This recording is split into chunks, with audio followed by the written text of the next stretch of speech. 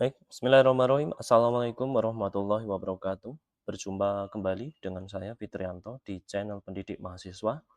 Hari ini kita akan melanjutkan pembelajaran kita di mata kuliah Pengantar Ekonomi di materi teori perilaku konsumen yang mana di pertemuan atau di video sebelumnya sudah saya jelaskan ya, mengenai teori perilaku konsumen, di mana ini dibagi menjadi beberapa pendekatan, yaitu pendekatan kardinal dan pendekatan ordinal.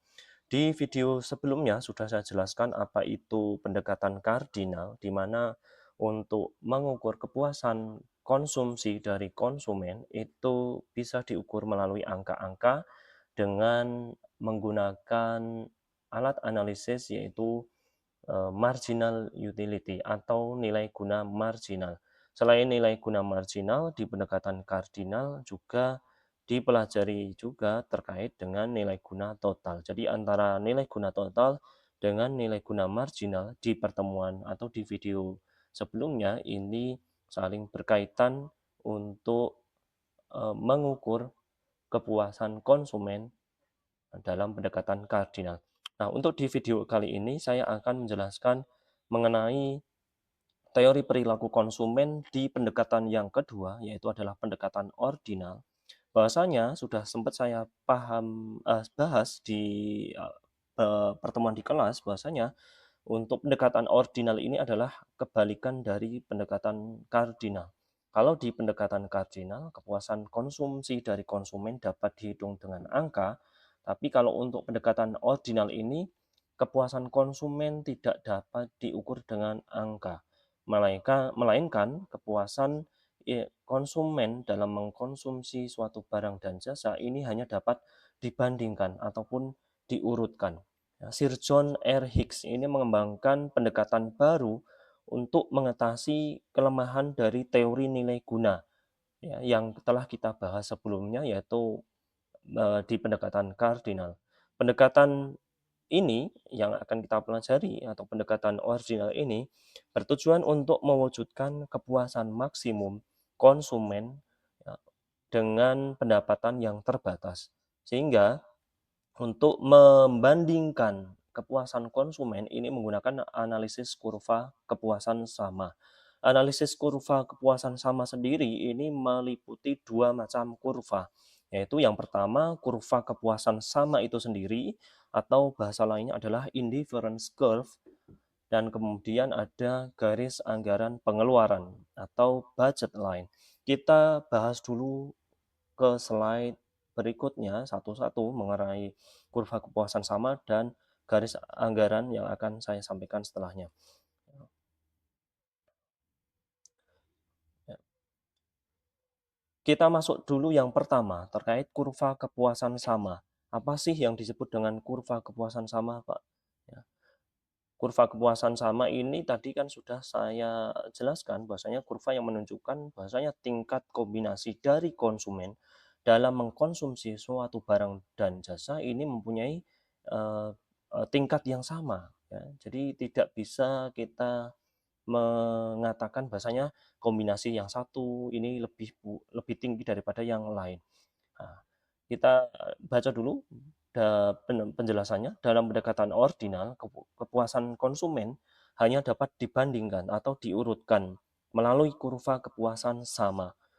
Untuk menggambarkan kurva kepuasan sama ini dapat dimisalkan, misal ada seseorang yang akan beli atau mengkonsumsi dua macam barang saja, yaitu makan nasi atau makan bubur kacang.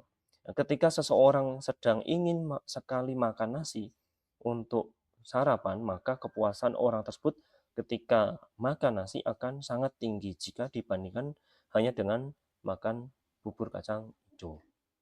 Kita lanjut ke slide berikutnya. Kombinasi barang yang mewujudkan kepuasan sama. Misal, di sini ada gabungan barang A, B, C, D, E, F. Kemudian ada dua macam barang, yaitu dimisalkan ada makanan dan pakaian. Masing-masing mempunyai nilai yang berbeda. Yang A, gabungan A, ini makanan, ya, misalnya 10. pakaian 2, yang B 7, makanan 3. Kemudian yang C makanan 5, yang pakaian 4. Kemudian yang D 4 untuk makanan dan 5 untuk pakaian dan seterusnya. Dari tabel-tabel yang dilihat di slide ini ya, menunjukkan 6 gabungan makanan yang memberikan kepuasan sama besarnya. Jadi teman-teman jangan mengira bahwasanya oh ini yang paling besar kepuasannya adalah yang A atau yang paling kecil adalah yang F, bukan. Jadi baik yang kombinasi A, B, C, D, E, F ini sama-sama memberikan kepuasan yang sama besar dari kepada konsumen. Artinya apa? Jika konsumen mengkonsumsi 10 makanan dan 2 pakaian, atau gabungan A atau kombinasi A, maka kepuasan yang didapat dari konsumsi oleh konsumen tersebut tidak jauh berbeda dengan apabila mengkonsumsi 7 makanan dan 3 pakaian atau kombinasi B, atau 5 makanan dan 4 pakaian, ini adalah kombinasi C, dan seterusnya. Jadi A, B, C, D, E, F ini, kombinasinya ini sama-sama akan memberikan kepuasan yang sama besarnya terhadap konsumen. Gabungan masing-masing A, B, C, D, E, F masing-masing memberikan kepuasan yang sama besar. Sehingga konsumen bersikap indifference, yaitu bersikap sama. Sehingga disebut sebagai analisis kurva kepuasan sama. Ya, kurvanya bagaimana, Pak? Kurvanya kita lihat di slide selanjutnya. Ya, kurva ya, kepuasan sama atau gambarnya ini ya, gambar kurva kepuasan samanya bagaimana ini? Ya. Nah, kurvanya ini tadi kan makanan, ada pakaian. Yang kombinasi A 10 makanan, ya. Terus kemudian di sini mungkin 2 atau 3 pakaian, atau yang B di sini 7 makanan. Ya, kemudian 3 pakaian atau 4 pakaian dan seterusnya. Dan di sini baik yang A, B, C, D, E, F ini sama-sama memberikan kepuasan yang sama besarnya terhadap konsumen. Jadi tidak boleh ya, yang A lebih besar ya, atau yang F ini lebih kecil, tidak boleh dikatakan seperti itu. Kita lanjut ke slide berikutnya. Tadi adalah kurva kepuasan sama. Ya. Kemudian kita masuk ke kurva garis anggaran dari konsumen, yaitu budget line. Persoalan yang dihadapi oleh konsumen saat ini adalah bagaimana harus membelanjakan pendapatan yang ada untuk menciptakan kepuasan yang maksimum. Kurva budget line atau kurva garis anggaran pengeluaran dari konsumen adalah garis yang menghubungkan titik kombinasi barang yang dapat dikonsumsi dengan sejumlah pendapatan tertentu. Kurva budget line menunjukkan berbagai gabungan barang yang dapat dibeli konsumen dengan pendapatan tertentu. Kita kembali lagi ke slide-slide awal tadi. Di pendekatan ordinal ini, dimisalkan konsumen hanya atau diasumsikan hanya membeli 2 barang saja, entah itu makanan dengan pakaian, atau barang A dengan barang B, dan seterusnya. Jadi tidak boleh satu saja ataupun 3 itu tidak bisa. Jadi pendekatan ordinal ini hanya mengansumsikan atau memisalkan si konsumen hanya membeli 2 barang saja. Kita contohkan ke slide berikutnya. Nah, ini adalah contoh kurva garis anggaran dalam angka. Nah, budget dari konsumen, ya, anggaran dari konsumen dimisalkan 100.000. Harga barang ini di sini ada 2 barang, yaitu harga sate dan soto. Harga sate dimisalkan di sini harganya Rp20.000 per porsi. Harga soto adalah Rp10.000 per porsi. Ya, garis tegak lurus ini menunjukkan jumlah sate yang dikonsumsi konsumen. Garis mendatar atau horizontal ini adalah jumlah soto yang dikonsumsi oleh konsumen. Ya, jika konsumen ini membeli 5 sate, maka ia harus mengeluarkan Rp100.000 ya. Karena harga satenya tadi kan 20.000 ya, 20.000 kali 5 adalah 100.000. Maka ya, yang ini konsumen bisa beli soto enggak? Enggak bisa, uangnya kan aja cuma 100.000 ya. Jika beli sate dia jika jika beli sate 5 dia tidak bisa beli soto ya. maka ini kemungkinan besar tidak akan dipilih oleh konsumen. Ya, karena kembali lagi diibaratkan di pendekatan ordinal, ya, konsumen ini dimisalkan membeli barang, 2 ya, tidak boleh salah satu atau lebih dari 2 ya. Kemudian sebaliknya, jika uang 100.000 ini, eee, digunakan konsumen untuk membeli soto ya 10, maka si konsumen tersebut tidak bisa membeli sate, karena sudah habis untuk membeli soto 10 karena soto harganya 10.000 kali 10 adalah 100.000. Maka ya, ini untuk yang titik A dan titik F, ini tidak akan dipilih oleh konsumen, karena tidak akan memberikan kepuasan yang maksimal bagi si konsumen tersebut, ya. Saya jelaskan selanjutnya, ketika konsumen membeli 4 sate dan 2 soto, maka ya 4 kali 20.000, 80.000, ya, sisa masih 20.000. Maka dibelikan untuk beli soto 2 ya, 20.000 ya, 20.000 tambah 80.000 sehingga 100.000 habis untuk membeli 4 sate dan 2 soto. Atau semisal konsumen tersebut membeli 3 sate, 3 kali 20.000, 60.000 dan 4 soto. 4 kali 10.000, 40.000, 40.000 tambah 60.000, 100.000 berarti konsumen bisa memaksimalkan kepuasannya untuk membeli 3 sate dan 4 soto. Ini kalau untuk yang C. Kemudian untuk yang D bagaimana, Pak? Kalau untuk yang D ini berarti si konsumen membeli 2 sate, 2 kali 20.000, 40.000 dan 6 soto. 6 kali 10.000, 60.000. Berarti juga habis uangnya ya. Dari 100.000 bisa membeli 2 sate dan 6 soto. Untuk yang F bagaimana? Untuk F ini mohon maaf, untuk yang E bagaimana? Untuk yang E ini konsumen membeli 1 sate dan 8 soto. 1 sate tadi 20.000. Nah, soto 8 kali 10.000, 80.000. Berarti habis uangnya ya, 100.000 untuk beli 1 sate dan 8 soto.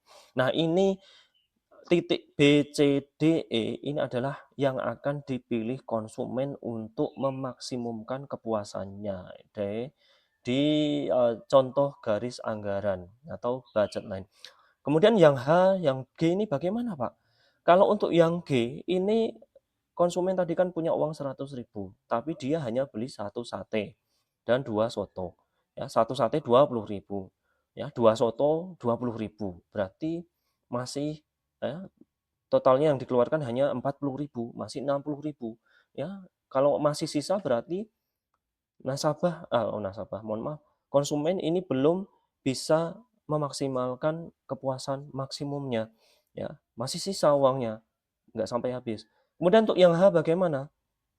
Kalau untuk yang H ini malah over ya, jadi misal dia pengen beli 3 sate dan 6 soto. 3 sate, 3 kali 20.000, 60.000 ya, kemudian 6 soto, ya, 6 kali 10.000, 60.000. Berarti yang dikeluarkan 120.000, dia punya uang 120.000 enggak? Ya nggak punya dong, ini nggak akan dipilih oleh konsumen karena uangnya nggak cukup, ya karena punya hanya 100.000 saja. Nah inilah yang disebut dengan, contoh kasus dari, garis anggaran dalam angka atau garis anggaran, bahasa kerennya adalah budget line. Ini adalah, garis anggaran yang akan dilakukan oleh konsumen apabila mempunyai uang 100.000. Kita selanjutnya, bagaimana kalau kasusnya harga salah satu barang ini naik, harga barang satunya tetap, pendapatan atau anggaran konsumennya masih 100.000, dimisalkan harga sate yang tadinya di slide sebelumnya adalah 20.000 per porsi. Harga sotonya tetap, uang yang dimiliki oleh konsumen juga tetap 100.000. Maka kalau tadi 100.000, kalau konsumen hanya beli sate saja bisa dapat 5 ya, karena kan harganya 20.000, 5 kali 20.000 kan 100.000 ya. Karena satenya ini naik menjadi 25.000, maka kalau semisal si konsumen ini hanya beli sate saja ya 25.000 kali 4 ya sudah 100.000, berarti ya turun pembelian satenya kalau hanya beli sate saja.